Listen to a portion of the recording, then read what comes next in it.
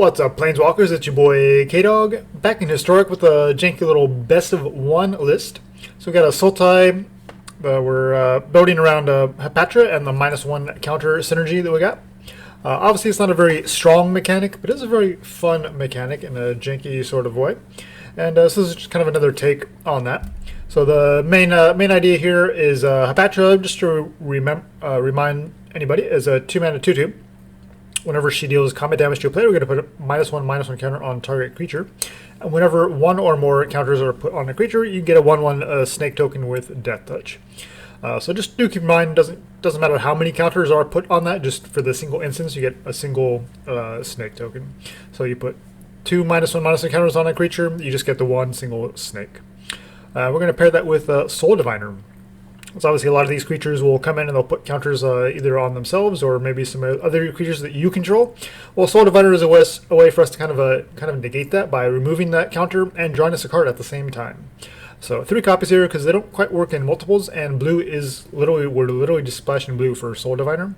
So just 3 copies here seems like it makes the most sense. So Soul Diviner is a 2-mana 2/3. We tap it to remove a counter from an artifact, creature, land, or planeswalker control, and draw a card.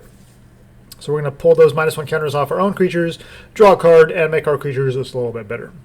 Alright, so starting off top here, we got 3 copies of Deadweight, just a solid removal in the early game, and of course with if we can put -1 counters on our opponent's creatures, then it makes the Deadweight just that much better. So any point of the game, Deadweight is a pretty reasonable card for us. 3 copies here of Festering Mummy. It's a pretty key way to put -1 counters on our opponent's creatures. It's a 1/1 for 1. When it dies, we put a -1 counter on target creature. And this is a May ability, so that's pretty fantastic. If nothing else is out, then you don't have to target your own creatures or anything like that. Exemplar of Strength. Again, this other creature actually works pretty well in the late game because it's a 2-mana 4/4. However, it enters with 3 -1 counters on a target creature you control. So obviously on turn 2, it's just going to make it basically a 1/1. However, when it attacks, you get to remove a -1 counter from it, and if you do, you gain 1 life.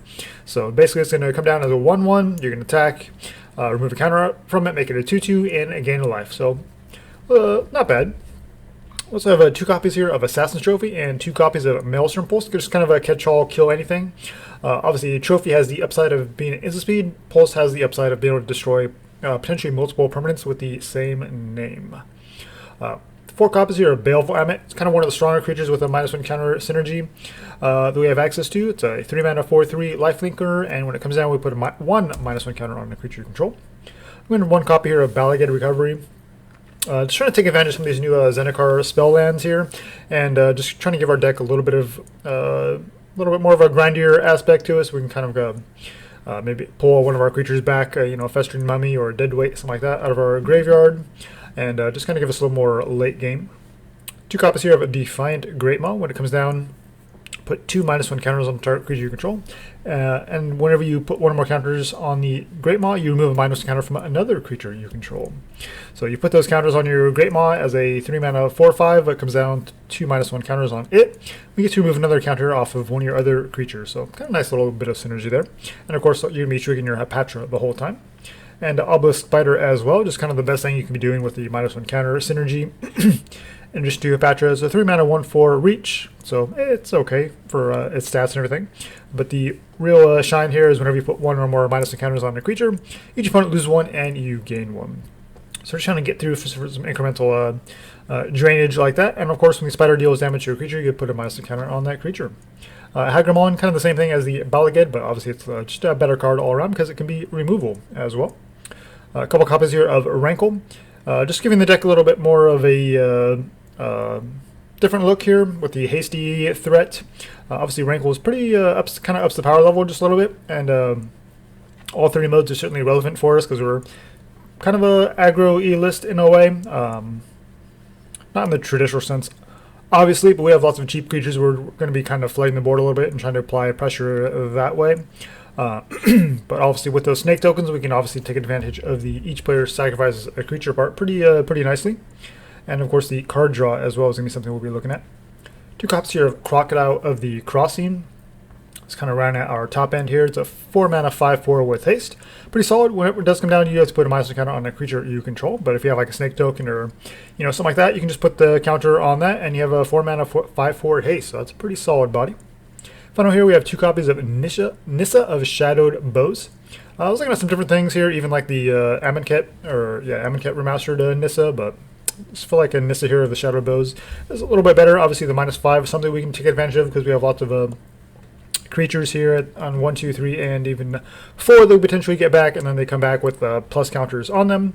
And even if we put the -1 counters on them at the same time, well, it just kind of cancels each other out, so it's not that big of a deal.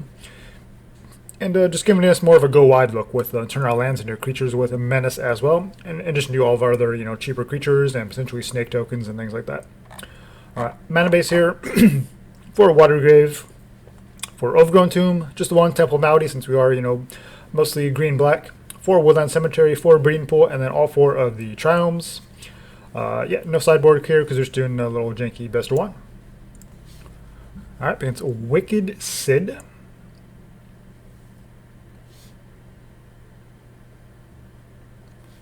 On the draw.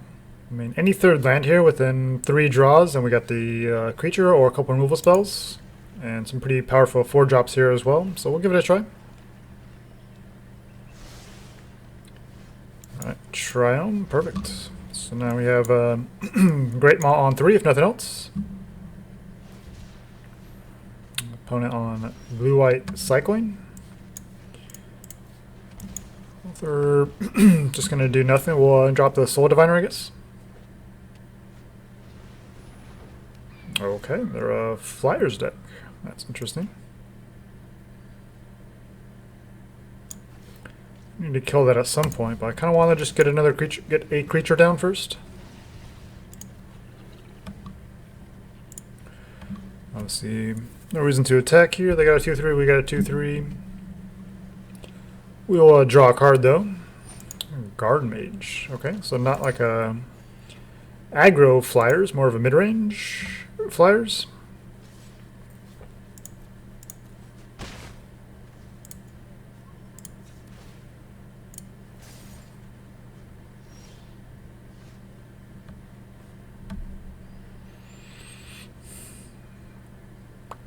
Some options here.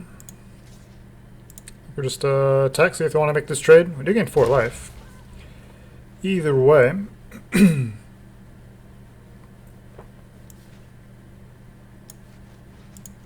We'll just deadweight that. I don't think deadweighting the Eagle does a whole lot for us. Probably rather just use a Pulse. But we'll let them kind of add to the board a little bit more first.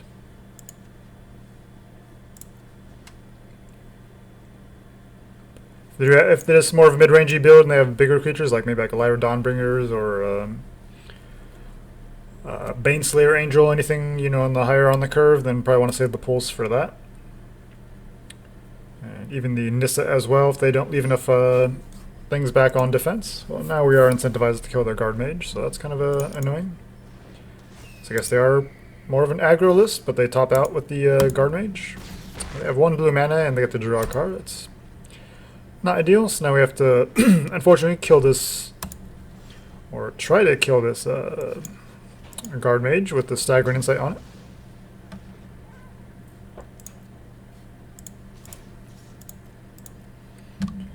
Go ahead and swing here. Oh, should have drawn a card first. That's alright.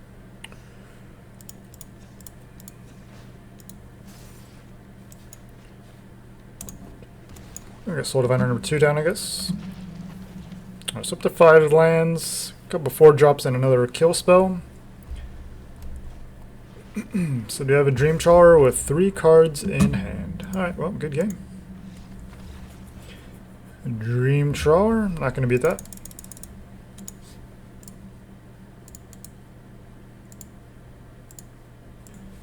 Alright, we got Samurai 351.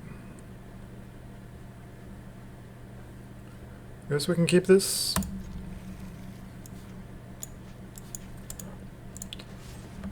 The Hagra Brood Pit down.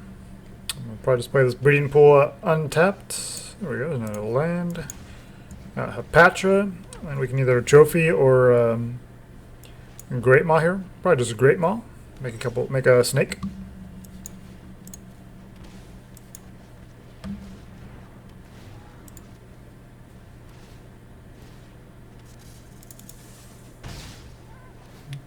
Get in there for 2. Decline.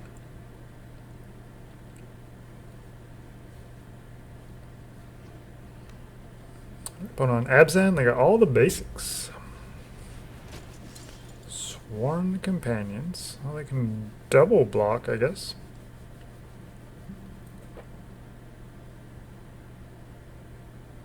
We'll just swing all, see what they do.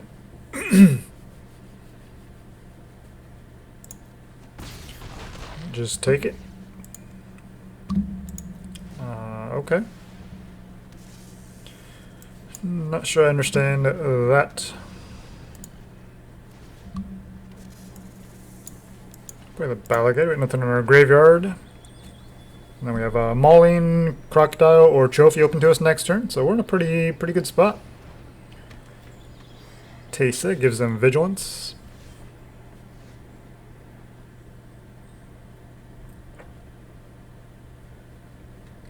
Don't really want to give them a land, but obviously we do want to deal with this Nissa.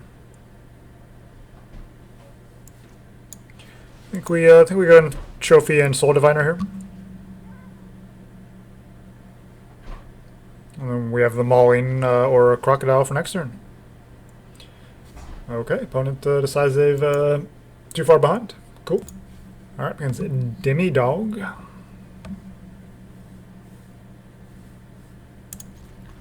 Hand seems okay. I think it's a Urian Pile. I guess we'll play the Triome. With a land draw there, it's possible could have just kept the Triome to cycle. Alright, we'll try to get the Ammit down next turn.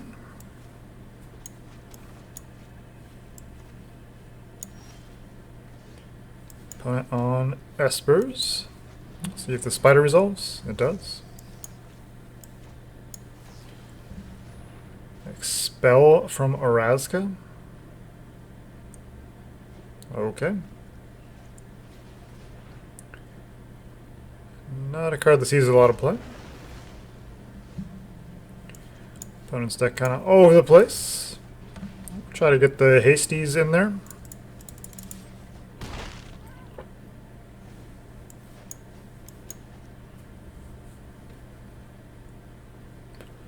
The Hasty beats.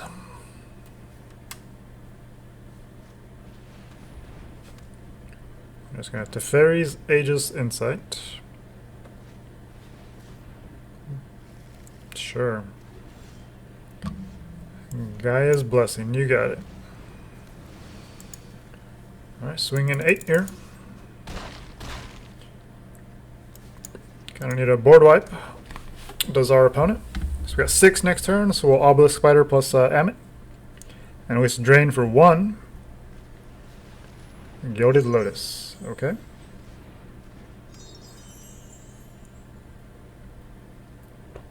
Have all the manas here, but alright, kind of an interesting deck. I mean, they're playing 250 cards, so yeah. Up against a Wolfen Fire.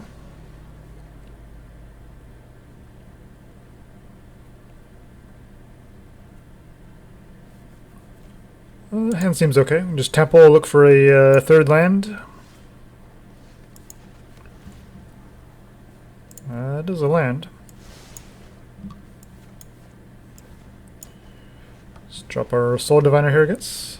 Oh, Merfolks. Maybe we'll just kill that while we can.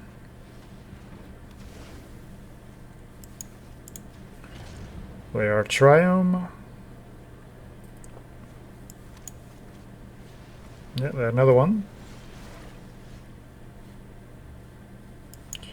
Again, I think we just have to keep them off of these lords here before they get out of range for us. We'll just play the Mummy here, that's fine. We'll lean into Spider first. With the Regery. Obelisk Spider, well, they can tap us down, so we'll go ahead and swing in here. Maybe they don't read and they'll block. Now they're reading it. They choose not to, wisely.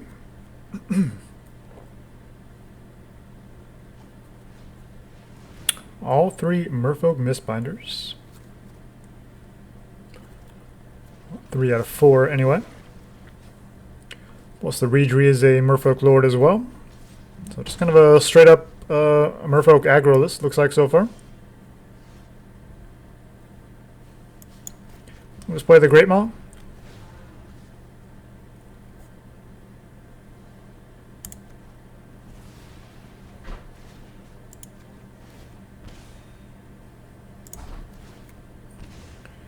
Got a couple more drains. Now if we find a our third deadweight, then we can deal with this. So that's not very likely. Let's see. Herald specifically says if it has a +1 counter. Yes, +1 counter, which they do not.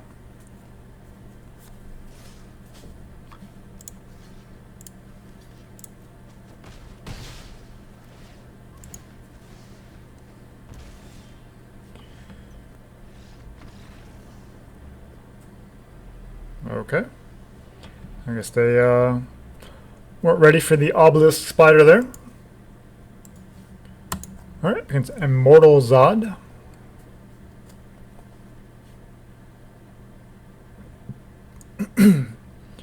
Hapatra and Double Spider, plus a way to make multiple counters. If these creatures live, then yeah, we'll get a ton of value off of that.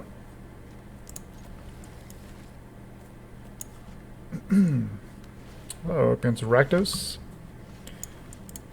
It's like these 100 card decks always run like 3, 4, 5 colors. It's like not only are you running like some stupid pile of nonsense, but your mana base all over the place. You can't actually do what you want to do. Just like, okay. At least keep it simple, you know, if you're going to run 1, 200 card decks to just keep the mana base to 1 or 2 colors. So you can actually play what you want to play. We're going to Obelisk Spider. Got an easy block here, so we'll just hold back. Which is often obviously pretty annoying.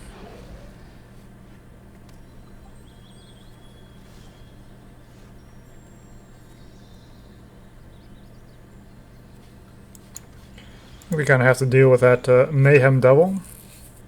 We don't have too many 1 toughness creatures, but they go for the food token over the... Stay back on defense. Food token over the land. That's interesting. So Jund sacrifice, but 100 cards. Makes sense.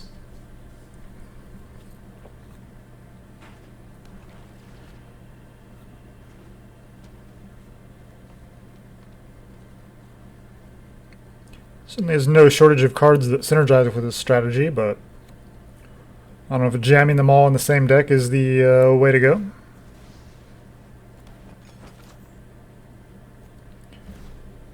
Hey, sack it, make a food token with their 2 mana, gain 3 life, and bring it straight back to the battlefield. They showed us.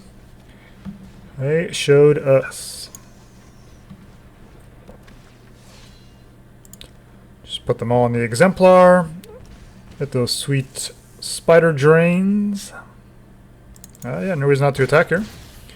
Hapatra is going to deal damage, put a counter on the ghoul. Couple more drains, another snake token. So far our engine seems a little bit better than theirs. They do have another food token to get back the ghoul. They choose not to use it. Well, we can Bala Ged just to get back a trophy, but we're going to go for the aggro approach here. We're going to call off a snake and then just swing. I don't think we quite had lethal there, but I guess our opponent just felt like they were too far behind. I mean, a little ambitious trying to get all these things going in the same deck.